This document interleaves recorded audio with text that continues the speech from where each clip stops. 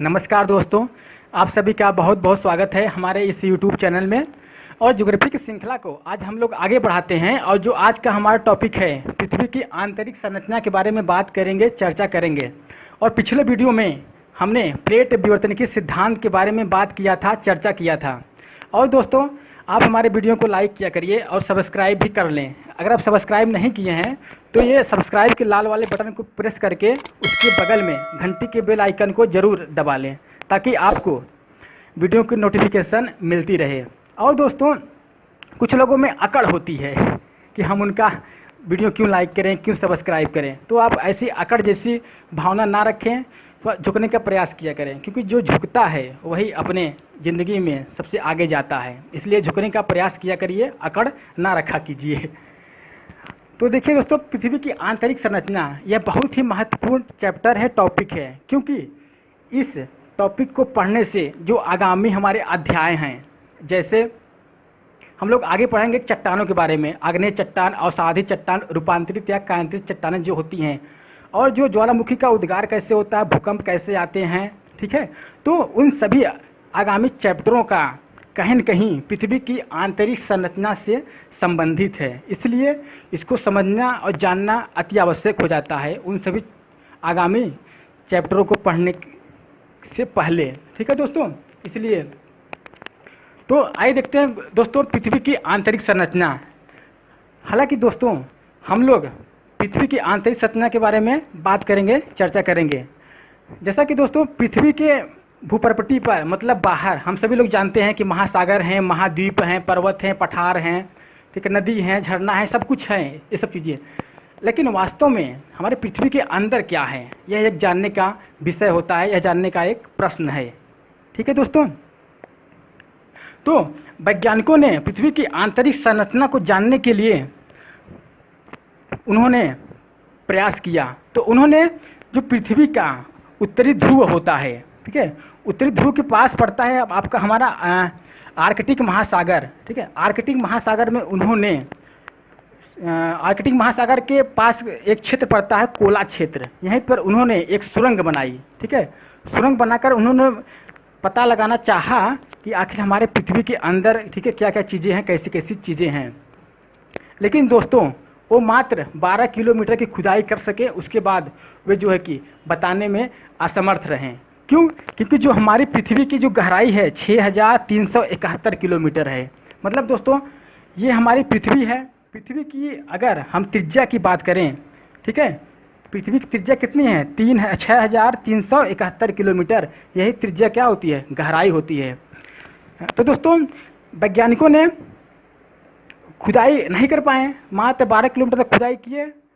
और खुदाई न करने का जो मेन कारण है कि हमारी जो पृथ्वी है इतनी गहरी है, ठीक है, 6371 किलोमीटर, तो खुदाई कर पाना असंभव है। और दूसरा कारण दोस्तों यह है कि जैसे जैसे हम पृथ्वी के धरातल से अंदर की तरफ जाएंगे, जो हमारा तापमान होता है धीरे धीरे बढ़ता चला जाता है। और एक समय ऐसा आता है कि यह तापमान जो है कि असहनीय हो जाता है, आप सहन नहीं कर पाएंगे, ठीक है। तो इस वजह से आप पृथ्वी के अंदर नहीं जा सकते हैं और पृथ्वी के अंदर का पता नहीं लगा सकते हैं, ठीक है दोस्तों। और दोस्तों, जो पृथ्वी की आंतरिक संरचना का जो अध्ययन होता है वह भूगर्भ शास्त्र के अंतर्गत इसका अध्ययन किया जाता है। तो दोस्तों, वैज्ञानिकों ने पता नहीं लगा पाया, लेकिन उन्होंने पृथ्वी की आंतरिक संरचना के संदर्भ में इन्होंने जानकारी प्राप्त करने के लिए दो स्रोत दिए, इन्होंने दो आधार बनाया, ठीक है, कि हम पृथ्वी की आंतरिक संरचना के बारे में कैसे पता लगा सकते हैं। जो पहला स्रोत था, उन्होंने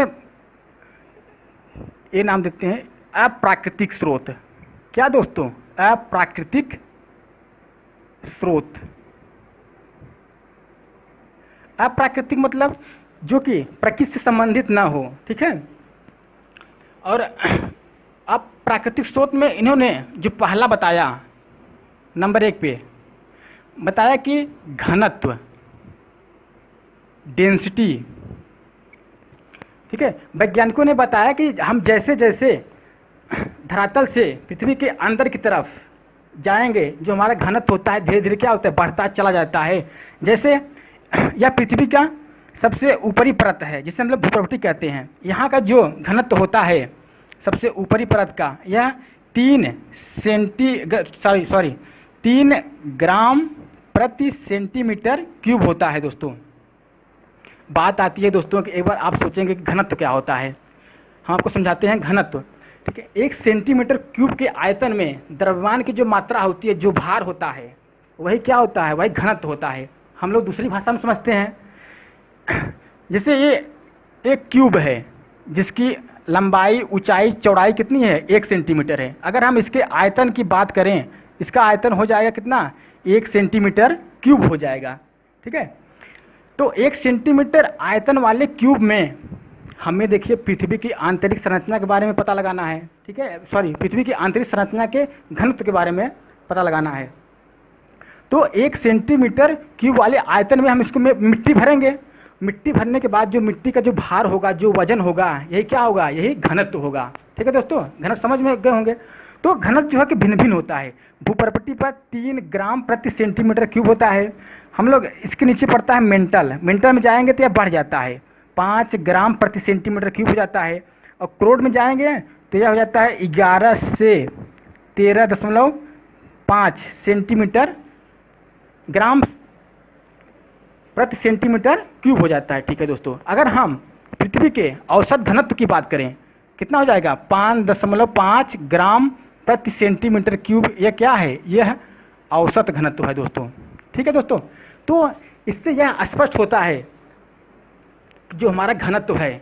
ठीक है, पृथ्वी की गहराई में जैसे जैसे हम जाएंगे घनत्व क्या है, बढ़ता चला जाता है। इसका मतलब जो पृथ्वी के अंदर जो चट्टानें हैं, ठीक है, उनका घनत्व क्या है, अंदर जाने पर बढ़ता है। ठीक है दोस्तों, फिर वैज्ञानिकों ने दूसरा बताया, तापमान। क्या दोस्तों, तापमान। दोस्तों, पृथ्वी के धरातल से जैसे जैसे हम लोग अंदर जाएंगे, तापमान में क्या होती है, वृद्धि हो जाती है, वृद्धि होती चली जाती है। तो देखिए, जब हम 1 किलोमीटर से 8 किलोमीटर के बीच में जाएंगे तो जो हमारा तापमान होता है, ठीक है, 32 मीटर पे 1 डिग्री सेंटीग्रेड की वृद्धि होती जाती है। कि कहाँ से, 1 से 8 किलोमीटर तक दोस्तों। और जैसे ही हम 8 किलोमीटर से 100 किलोमीटर तक जाएंगे दोस्तों, तब 1 किलोमीटर पर, ठीक है दोस्तों, 12 डिग्री सेंटीग्रेड की वृद्धि होती चली जाती है। ठीक है दोस्तों, और जैसे ही हम 100 से 300 किलोमीटर के बीच में जाएंगे, जो हमारा तापमान है, ठीक है, प्रत्येक 1 किलोमीटर पर 1 डिग्री बढ़ने लगता है। जैसे यहाँ पर कितना था, 12 डिग्री सेंटीग्रेड था, यहाँ मतलब कि 13 डिग्री सेंटीग्रेड बढ़ता चला जाएगा। ठीक है दोस्तों, कहाँ तक, 300 किलोमीटर तक। जब हम 300 किलोमीटर के बाद चलेंगे, तब जो हमारा तापमान है 13 से कितना हो जाएगा, तब यह 14 हो जाएगा। इसका मतलब कि 1 डिग्री सेंटीग्रेड क्या है, बढ़ता चला जाएगा। ठीक है दोस्तों, जो अगला था घनत्व हो गया, जो तीसरा है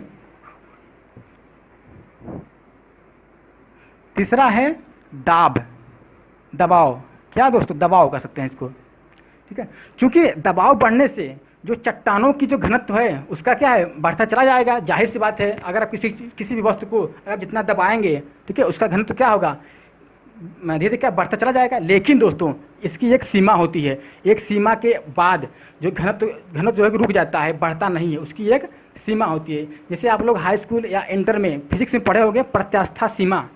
ठीक है, किसी भी पदार्थ की एक निश्चित तक, मतलब कि आप घनत्व को बढ़ा सकते हैं, उसके आगे नहीं बढ़ा सकते हैं। तो दोस्तों, इससे स्पष्ट होता है कि जो पृथ्वी का जो आंतरिक भाग होता है, ठीक है, जो आंतरिक भाग होता है वो अधिक घनत्व के कारण, अधिक घनत्व के कारण यह मोटी धातुओं से मिलकर के बनी है। ठीक है, मोटी मोटी धातुओं के चट्टान से मिलकर के बनी है दोस्तों। यह हो गया अप्राकृतिक स्रोत। अब बी वाला जो वैज्ञानिकों ने बताया, वो बताया कि प्राकृतिक स्रोत। ठीक है दोस्तों, प्राकृतिक स्रोत के अंतर्गत हम देखेंगे कौन कौन चीज़ें आती हैं। इसको मिटाते हैं दोस्तों।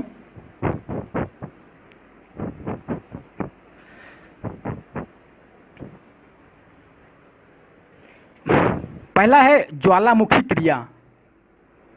ज्वालामुखी क्रिया,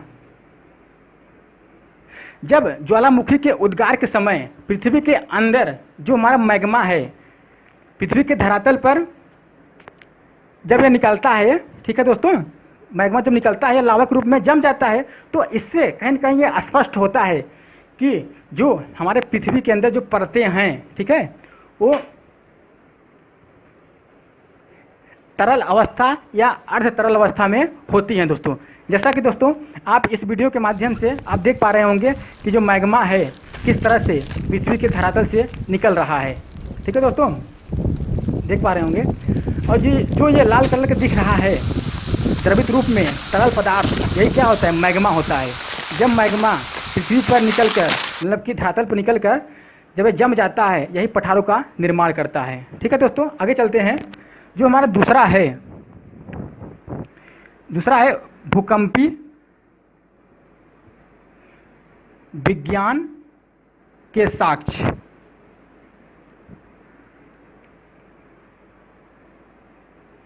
भूकंपी विज्ञान के साक्ष्य, ठीक है। भूकंपी जो तरंगे होती हैं, ठीक है, अभी हम आपको आगे चैप्टर में भूकंप पढ़ाएंगे, तो उसमें तरंगे होती हैं, प्राथमिक तरंगे, द्वितीयक तरंगे और धरातलीय तरंगे, 3 प्रकार की तरंगे होती हैं।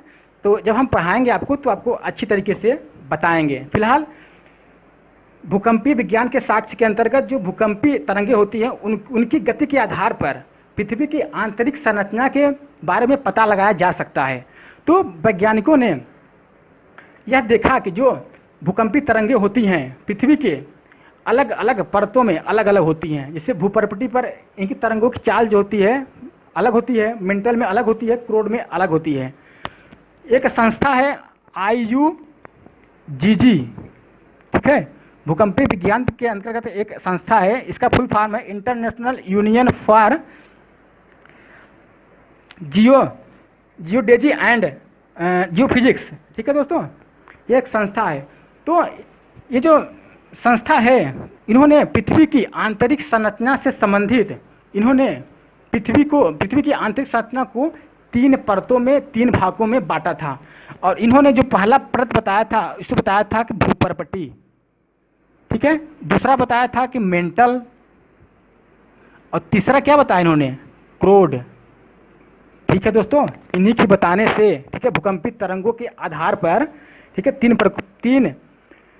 परतों में विभाजित किया था, भूपर्पटी, मेंटल, क्रोड। तो आइए हम लोग पढ़ते हैं कि भूपर्पटी, क्रोड और मेंटल के बारे में, ठीक है दोस्तों। इसको मिटाते हैं दोस्तों। अब दोस्तों हमारे इस चैनल को जरूर सब्सक्राइब कर लें, ठीक है दोस्तों। जो पहला है हमारा कौन सा है, भूपर्पटी। भूपर्पटी, इसको हम अंग्रेजी में क्रस्ट भी बोलते हैं, ठीक है दोस्तों। अगर एग्जाम में पूछेगा तो आप कंफ्यूज नहीं होंगे। अब भूपर्पटी क्या होता है, भूपर्पटी जिस पर हम लोग निवास करते हैं, जिस पर हम लोग रहते हैं, पृथ्वी का सबसे ऊपरी धरातल, ऊपरी भूभाग को हम लोग क्या कहते हैं, भूपर्पटी कहते हैं। ये जो भूपर्पटी, ये दिख रहे हैं जो हमने खाके में बना रखा है, यह क्या भूपर्पटी है। जो भूपर्पटी होता है महासागरों के नीचे इसकी मोटाई जो है कि मात्र 5 किलोमीटर होती है दोस्तों, ठीक है। और ये भूपर्पटी जो है कि बैसाल्ट युक्त चट्टानों से मिलकर के बनी होती हैं, जबकि महाद्वीपों के नीचे भूपर्पटी की जो मोटाई होती है वह 30 किलोमीटर तक होती है, और ये ग्रेनाइट युक्त चट्टानों से मिलकर के बनी होती हैं दोस्तों, ठीक है। इतनी बातें क्लियर हुई। चलिए दोस्तों, ठीक है, अगर हम भूपर्पटी के द्रव्यमान की बात करें तो यह पृथ्वी के संपूर्ण द्रव्यमान का मात्र 0.01% ही हिस्सा है दोस्तों, ठीक है दोस्तों। तो आगे चलते हैं। और भूपर्पटी को, ठीक है, भूकंपी तरंगों की गति के आधार पर भूपर्पटी को भी 2 भागों में बांटा गया है, ठीक है। जो एक है ऊपरी भूपर्पटी, एक है क्या है, निचली भूपर्पटी। तो इसमें पहला जो कौन सा है, ऊपरी भूपर्पटी, ऊपरी भूपर्पटी। जो दूसरा है उसको क्या है, निचली भूपर्पटी, निचली भूपर्पटी दोस्तों। और दोस्तों जो ऊपरी भूपर्पटी में भूकंपी तरंगों की जो गति होती है, मतलब कि जो वेग होता है, कितना होता है, 6.1 किलोमीटर प्रति सेकंड होता है दोस्तों। और निचली भूप्रवृत्ति में अगर हम भूकंपी तरंगों की गति की बात करें 6.9 किलोमीटर प्रति सेकंड होता है दोस्तों। ठीक है दोस्तों। और इसके अगर हम घनत्व की बात करें तो ऊपरी भूप्रवृत्ति का जो घनत्व होता है वो होता है 2.8 ग्राम प्रति सेंटीमीटर क्यूब। और निचली भूप्रवृत्ति के घनत्व की बात करें तो 3.1 ग्राम प्रति सेंटीमीटर क्यूब होता है दोस्तों। इसी भिन्नता के कारण, मतलब कि 2.8 ग्राम सेंटीमीटर क्यूब घनत्व तो है ऊपरी भूप्रवृत्ति का, और निचली कितना है 3.1 ग्राम प्रति सेंटीमीटर क्यूब। इसी घनत्व के भिन्नता के कारण बीच में एक असमता बनता है, एक क्षेत्र बनता है, जिसे हम लोग कोनराड असमता कहते हैं दोस्तों। क्या कहते हैं? कोनराड असमता। परीक्षाओं में पूछा जाता है कि कौन सी किस परत के बीच में, ठीक है, घनत्व के भिन्नता के कारण कौन सी असमता बनती है। कौन सी बनती है दोस्तों? कोनराड असमता। ठीक है, आगे चलते हैं। जो दूसरा है हमारा, कौन सा है? मेंटल। ठीक है दोस्तों। निचली भूप्रवृत्ति के बाद भूकंपी तरंगों की गति जो होती है वो बढ़ जाती है। मतलब जो निचली भूप्रवृत्ति में जो भूकंपी तरंगें होती हैं, जानते हैं दोस्तों कितना होती हैं? वो कितना होती हैं? जबकि हमने बताया अभी 6.9। ठीक है दोस्तों, 6.9 किलोमीटर प्रति सेकंड होती है। और ये जैसे ही मेंटल वाले भाग में, मतलब कि तरंगे क्या होती हैं, इसमें जो है कि तरंगों की गति क्या होती है? बढ़ जाती है। कितना आ जाती है? मतलब 8 किलोमीटर प्रति सेकंड हो जाती है। और इसी चाल की भिन्नता की वजह से बीच में एक असमता उत्पन्न होती है। असमता मतलब क्या होता है? एक क्षेत्र बन जाता है, एक लेयर बन जाती है, जिसको हम लोग क्या कहते हैं? मोहो असमता। ठीक है दोस्तों, इस चाल की भिन्नता की वजह से, ठीक है, मोहो असमता बन जाती है। ठीक है दोस्तों, आगे चलते हैं। मोहो असंबद्धता से, ठीक है, 2900 किलोमीटर के बीच की जो दूरी होती है इसे हम लोग कहते हैं मेंटल। क्या कहते हैं दोस्तों? मेंटल। अगर हम मेंटल के द्रव्यमान की बात करें, तो ये पूरे पृथ्वी का मात्र 68% हिस्सा ही रहता है दोस्तों। ठीक है, अब बात करते हैं कि जो हमारा मेंटल है वह यह कितने परतों में बटा हुआ है। ठीक है, कितने भागों में बटा हुआ है। मेंटल जो है कि दोस्तों यह 3 भागों में बटा हुआ है, 3 परतों में बटा हुआ है। जो पहला है, ठीक है, मोहो असमता से लेकर के 200 किलोमीटर तक, ठीक है, पहला परत होता है, जिसे हम लोग दुर्बलता मंडल कहते हैं। इसमें क्या होता है? इसमें मैग्मा स्थित रहता है, अवस्थित रहता है। ठीक है दोस्तों। और जो दूसरा की बात करें 200 किलोमीटर से 700 किलोमीटर के बीच में। तीसरी परत की बात करें तो 700 किलोमीटर से लेकर के 2900 किलोमीटर के बीच में हम लोग कहते हैं। ठीक है दोस्तों। तो दोस्तों जो मेंटल का जो सबसे ऊपरी भाग है, ठीक है, और ये क्या है? सबसे निचली भाग है।